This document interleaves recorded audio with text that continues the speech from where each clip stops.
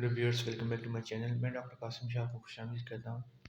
आज की इस वीडियो में जो है हम पैराथायरॉयड हार्मोन की पैथोफिजियोलॉजी को डिस्कस करेंगे कि इनकी डिप्रेस्ड और एक्सेस प्रोडक्शन से कौन कौन सी कॉम्प्लिकेशंस आती हैं हमारे पास। तो मेजर तीन जो है प्रॉब्लम्स काज हो रही होती हैं इनकी लेवल की डिस्ट्रप्शन की वजह से: हाइपोपैराथायरॉयडिज्म, प्राइमरी हाइपरपैराथायरॉयडिज्म और सेकेंडरी हाइपरपैराथायरॉयडिज्म। सबसे पहले हम बात करें हाइपोपैराथायरॉयडिज्म की, तो इसमें क्या होता है कि हमारे पास जो पैराथायरॉयड हार्मोन है उनकी वर्किंग डिक्रीज होती है, जिसके नतीजे में हमारा पीटीएच पैराथायरॉयड हार्मोन जो है वो कम सिक्रीट होता है। इससे क्या होता है, हमारी बोन की रिब्जॉर्प्शन जो है डिक्रीज हो जाती है और कैल्शियम लेवल जो है हमारे ईसीएफ में वो भी डिक्रीज हो जाता है। अगर हमारी बोन की जो रिब्जॉर्प्शन है हाइपोपैराथायरॉयडिज्म की वजह से डिक्रीज हो रही है, तो हमारी बोन जो है स्ट्रॉन्ग होना शुरू हो जाती है, क्योंकि इनमें से जो कैल्शियम है वो अब डिप्लीट नहीं हो रहा, वो हमारी बोन में स्टोर है। अगर हमारा पैराथायरॉयड ग्लैंड जो है अगर उसको सडनली रिमूव कर दिया जाए, तो हमारा कैल्शियम लेवल जो है इवन के बहुत ज़्यादा फॉल कर जाता है विद इन फ्यू डेज। इससे जो है टेटनी कास हो सकती है।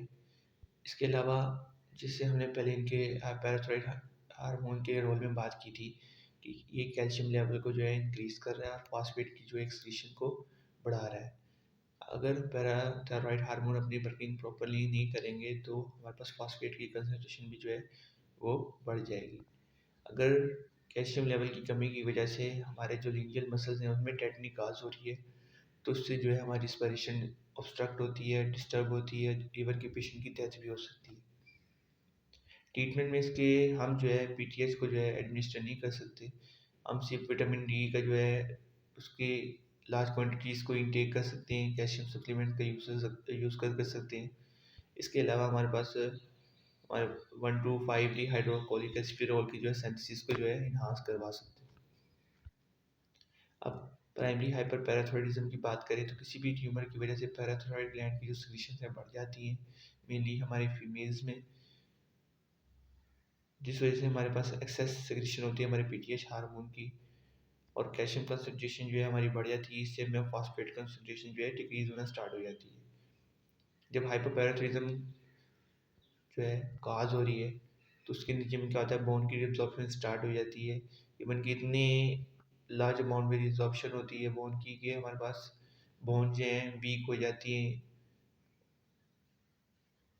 और हो सकता है फ्रैक्चर भी काज हो सकता है अगर ज़रा सी कोई मूवमेंट करें हम। इस वजह से जब भी हम हाइपरपैराथायरॉयडिज्म के पेशेंट को जो है ट्रीट कर रहे होते हैं, मेडिकल अटेंशन उसको कम्प्लीटली चाहिए होती है, ताकि उसकी जो जो भी हम वर्किंग कर रहे हैं उस पर उसमें कोई बोन जो है फ्रैक्चर ना हो। अगर रेडियोग्राफिकली हम देखें तो हमारे पास बोन में एक्सटेंसिव डिकल्सिफिकेशन नज़र आती है। Large pouch out cystic areas बन जाते हैं बोन में, जो कि हमारे ऑस्टियोक्लास्ट सेल से फील हो जाते हैं। क्योंकि ऑस्टियोक्लास्ट की एक्टिविटी बढ़ जाती है, ऑस्टियोक्लास्ट सेल जो है हमारे बोन में रिसाइड कर जाते हैं, और इस कंडीशन को फिर हम जो है जॉइंट सेल ऑस्टियोक्लास्ट ट्यूमर्स कहते हैं। अब ये जो सिस्टिक बोन डिजीज हमारे हाइपरपैराथायरॉयडिज्म की वजह से हो रही है ना, इसको हम ऑस्टियाइटिस फिब्रोसा सिस्टिका के नाम से जो है जानते हैं। अब जब हमारे पास ऑस्टियोक्लास्टिक एक्टिविटी बढ़ रही है, तो जाहिर सी बात है उसके ऑपोजिटली हमारे ऑस्टियोब्लास्टिक एक्टिविटी को भी बढ़ना होगा बोन में, क्योंकि अगर ऑस्टियोक्लास्टिक एक्टिविटी बढ़ती जाएगी तो हमारी बोन जो है वो बहुत वीक हो जाएंगी, ख़त्म भी हो सकती हैं बिल्कुल। तो ऑस्टियोब्लास्टिक सेल भी जो है एक्टिवेट हो जाएंगे, ताकि जो है हमारे ओल्ड बोन जो में जो अब्जॉर्प्शन हो रही है ऑस्टियोक्लास्टिक एक्टिविटी की वजह से, उसको जो है कम से कम जो है किया जा सके। अब जब ओस्टियोब्लास्ट सेल्स हमारे एक्टिवेट होते हैं, तो लार्ज क्वांटिटीज में जो है अल्कलाइन फॉस्फेटेज रिलीज करते हैं, जो कि एक डायग्नोस्टिक फाइंडिंग है हमारे हाइपरपैराथायरॉयडिज्म के पेशेंट में, कि उनका जो प्लाज्मा अल्कलाइन फॉस्फेटेज लेवल है वो इंक्रीज होता है। अब इफेक्ट ऑफ हाइपरकैल्सीमिया की बात करें हाइपरपैराथायरॉयडिज्म में, तो जब हाइपरपैराथायरॉयडिज्म होता है तो हमारे पास कैल्शियम लेवल जो है राइज कर जाता है 12 to 15 mg/dl। तो जिसके नीचे में हमारे पास जो है डिफरेंट इफेक्ट्स जो हैं शो हो रहे हैं। हमारा जो सीएनएस या पेरिफेरल नर्वस सिस्टम है वो डिप्रेस कर जाता है, मसल वीकनेस हो जाती है, कंस्टिपेशन का हो सकती है, abdominal pain, peptic ulcer, lack of appetite. इसके अलावा हमारे पास कार्डिक टॉक्सिसिटी हो सकती है, या फिर हमारा जो रिलैक्सेशन पीरियड होता है हार्ट का ड्यूरिंग डायस्टोल, वो भी डिप्रेस कर जाता है। अब पैराथोराइड पॉइजनिंग और मेटास्टैटिक कैल्सिफिकेशन जो है, अगर इस कैल्शियम की एक्सेस अमाउंट जो है हमारे ईसीएफ में प्रेजेंट हो स्टार्ट हो जाती है कि हमारे पास जो एक्सट्रीम क्वांटिटीज़ में पीटीएस सेक्रीट हो रहा है, कैल्शियम लेवल बढ़ रहा है, फॉस्फेट लेवल भी जो है बढ़ रहा है। अगर हमारी बॉडी में किसी और मैकेनिज्म के थ्रू दोनों जो है क्रिस्टल्स बनाते हैं जो कि डिपॉजिट होते हैं हमारे एल्वेलाई में, लंग्स के, हमारे किडनी ट्यूब्यूल्स में, थायराइड ग्लैंड में, स्टमक म्यूकोसा जो कि एसिड को प्रोड्यूस कर रहे हैं, या फिर हमारी जो वॉल्स है आर्टरीज की, वहाँ पर ये कैल्शियम जो एक्सेस अमाउंट में सीक्रेट हो रहा है, क्रिस्टल बनाता है, उन सब जगहों पे जाके जब रिसाइड करता है तो हमारे पास डिफरेंट कॉम्प्लिकेशंस होती हैं।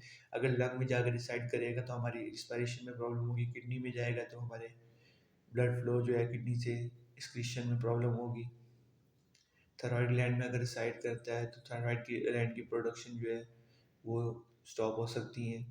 इवन अगर स्टमक म्यूकोसा में जा रहा है तो हमारे पास एसिड सिक्रीशन स्टॉप हो सकती है। आर्टरीज में जा रहा है तो हमारे पास वहाँ पे जब जाके ये ब्लॉकेज काज करेगा तो हमारा जो फ्लो है बॉडी से वो डिस्टर्ब हो सकता है। अब जब हमारे ब्लड में कैल्शियम लेवल राइज कर रहा है 17 mg/dl से, अगर पैराथोराइड पॉइजनिंग से पहले, तो हमारे पास इतनी कोई कॉम्प्लिकेशन नहीं आती। अगर ये लेवल अचीव कर जाएगा तो हमारे पास जो है पैराथोराइड पॉइजनिंग के जो डेंजर है वो बढ़ जाएगी।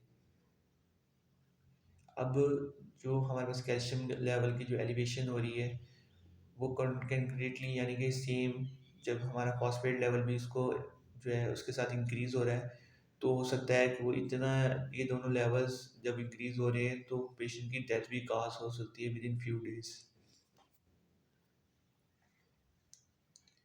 अब किडनी स्टोन्स की बात करें तो जब हमारे पास माइल्ड हाइपरपैराथायरिज्म हो रहा था तो उससे जो है हमारे पास किडनी स्टोन्स बन रहे हैं जो कि हमारे किडनी में जाके हमारे ब्लॉकेज काज करते हैं, फ्लो को जो है डिस्टर्ब कर रहे हैं, एक्सक्रीशन नहीं हो पा रही होती थी।